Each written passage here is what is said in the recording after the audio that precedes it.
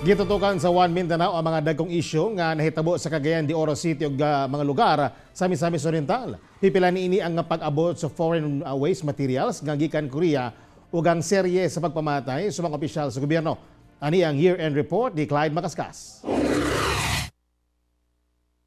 February 26 ning tuiga, malampusong nahulog sa mga kamot sa mga otoridad ang gingong asawa sa duha ka mga notadong leader sa militanteng grupo human kini naaresto dito sa Tubod-Lanao del Norte. Si Jeremy Dungon, kinsa unang naminyo sa leader sa Abu Sayyaf Kidnap for Ransom Group nga si Gaddafi Janjalani ug human namatay si Janjalani, naminyo kini pag-usab ngadto kang Zulkifli Benhir alias Marwan, usa ka Malaysian bomb expert kinsa napatay dito sa Mama sa Panom, Maguindanao niadtong tuig 2015. Sikop sab ang laing upat ka mga kabanay nga sila Romeo Dungon, amahan ni Jeremy, mga babaeng igsuon nga sila Noraine Santos o Lorely Ata, uban ang bana niini nga si SPO4 Andy Ata. May 22, 2018, pinasikat sa mission order gikan sa BIR Central Office, gilusob sa mga kapulisan ang dakong planta sa mga pekeng sigarilyo sa Villanueva, Misamis Oriental. Dinhi, na-recover ang mga makinarya sa paghimo og mga pekeng sigarilyo, diin bilyon-bilyon ang nalugi sa gobyerno. Apan sa mong operasyon, walay maski usang nasikop.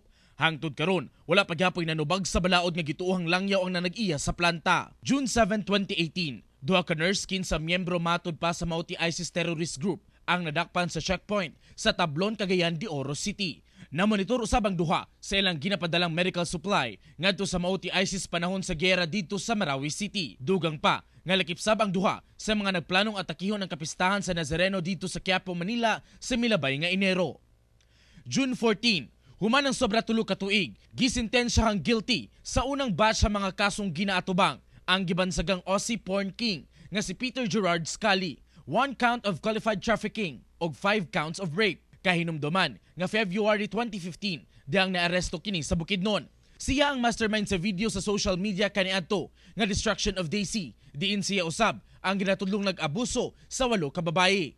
July ning tuiga, nabulabog ang kadaghanan, human ubay-ubay ka mga manok ang napalgang patay sa barangay Kauswagan, Cagayan de Oro City.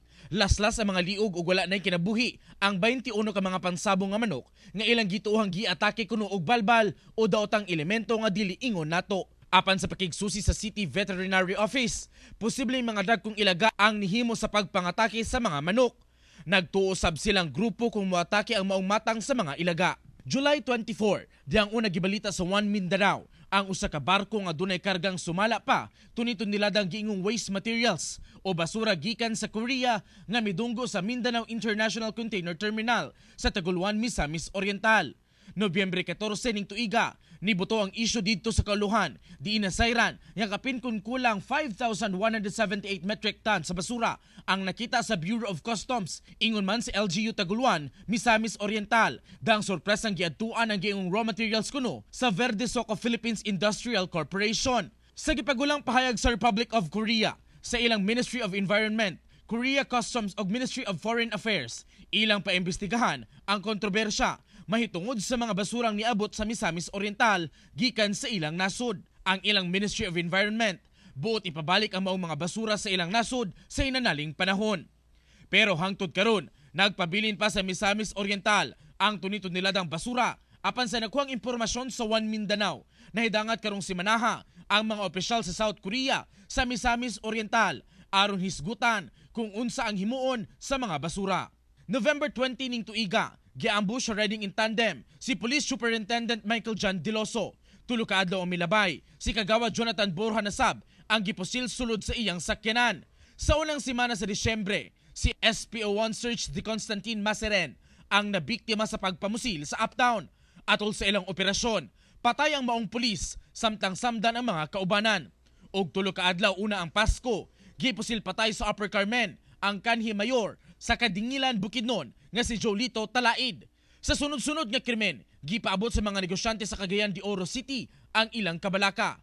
Dismayado sila tungod bisan martialo, nagsagun sunay noon ang patay hangtod karon nga wala pay nasulbad maski usa. Ako, si Clyde Macascas para sa One Mindanao.